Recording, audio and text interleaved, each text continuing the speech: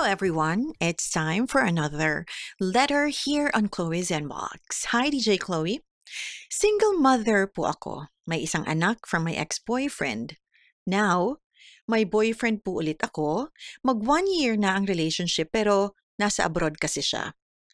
Matagal ko na siyang kilala.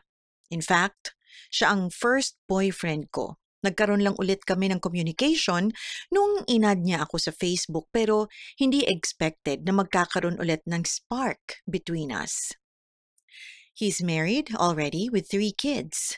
Mag 7 years na po silang hiwalay and inaayos daw yung annulment nila and friends pa din daw po sila para na din sa mga anak nila. May iba na pong kinakasama ang legal wife niya. Yung second wife, hiwalay na din sila, mag 4 years na at may isang anak. May iba na ding kinakasama. Wala naman daw po sa kanya ang problema. Nag-a-abroad po kasi siya at yung mga iniiwan po niya ang naglolo ko. Seryoso po siya ng sobra. Ramdam ko po yun. Pero baliwala lang po sa akin. Takot po kasi ako at ayokong matawag na kabit. Priority ko po talaga ang anak ko. Madalas, hindi ko talaga siya pinapansin. Pinapabayaan ko lang po ang mga messages niya. Seen lang lagi. Ayun, at nagdadrama po siya. Ramdam niya na hindi daw talaga siya importante sa akin. Pero sana daw, subukan kong tanggapin siya ng buo kasi tanggap naman daw niya ako, ang past ko, at lalo na ang anak ko. Obvious naman po na ayoko na talaga, pero ayaw niyang bumitaw. Hintayin ko daw siyang bumalik at mag-usap kami ng heart to heart. Please, give me an advice. Naguguluhan po talaga ako. Minsan gusto ko siya, minsan biglang ayoko na po ulit.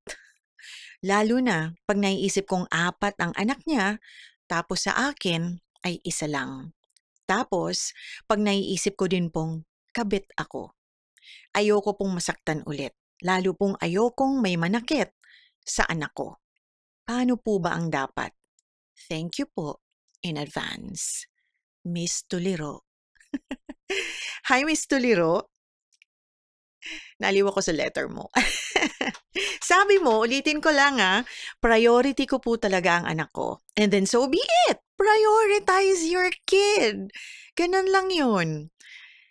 He has kids from other women too, di ba? Parang na-mention mo 2 eh. Yung mga anak niya, 2 ang nanay na magkaiba. At mangilan-ngilan din yon. Well, if you can handle dealing with that idea of seeing him or of him seeing his kids and the mothers. Kasi pagka kinita niya yung mga anak niya, most likely nandun yung nanay, lalo pagka mga minor pa yon, di ba? Or he will still deal with the mothers kasi magpapaalam siya doon kapag gusto niyang makita yung mga anak niya. If you can deal with something like that, then go ahead. Pero kung hindi, kung magiging issue sa'yo yun, o sa mga nakikinig dyan na dating kayo ng single mother or single father, tanggapin nyo na you will still have to deal with the kids and from time to time, makikita yung mga ex, kasi merong mga anak. Kung hindi nyo yun feel, huwag kayong magkipagrelasyon sa meron ng anak kasi parte na po yun. Okay? It's part of the package. Okay? So if you can't handle it, then focus on yourself and prioritize your own kid. Besides, alam mo, babae lang ang madrama. Pag drama king ang isang lalaki, naku, medyo mag-isip ka. We don't need we don't need drama kings, okay? We need action stars. Pero yung action star na hindi nananapok, nananapak, or nambubugbog, okay? Action stars, ang meaning niyan, lalaking ma-action sa buhay at hindi ka gugutumin. That's what I meant, okay? I don't mean to be judgmental also or what, but 4 kids. Sabi mo ba na 3 or 4 kids? Tapos iba-iba ang mothers? How can he be a father to your own child? Diba? Kasi magiging father figure yan ng anak mo kung makatuluyan mo yan. You know, it's easy to be a biological father but really too hard to be a good dad or a good parent. And don't buy his crap. please, na ang mga naging karelasyon niya ang may problema at siya ang iniwan. Natural, wala namang lalaki na pupurihin yung mga ex niya sa'yo. Natural, sisiraan niya yon. Baka nga kaiwan-iwan siya. Remember, it always takes two to tango. Ano yun? Perpekto siya?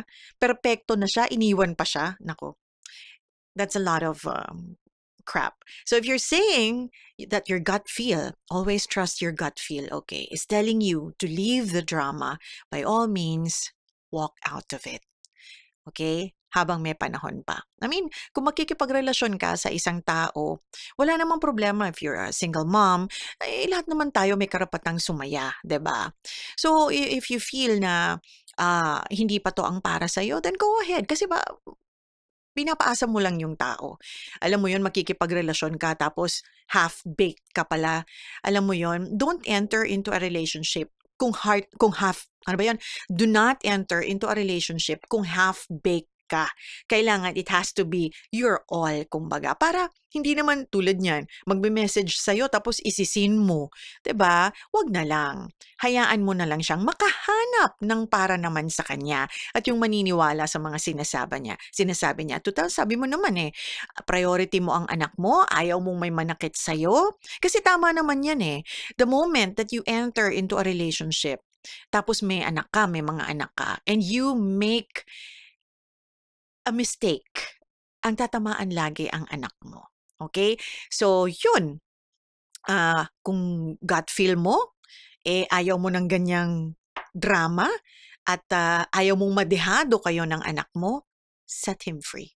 Walk out of the relationship. Alright, Miss Tuliro?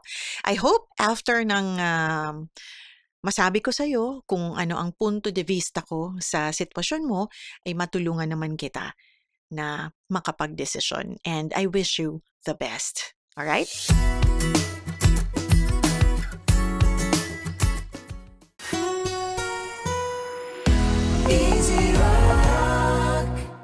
Hey, thanks for watching! For more exclusive videos and artist interviews, you can check out our videos by clicking here. And don't forget to follow us on our social media accounts too. Links are in the description below.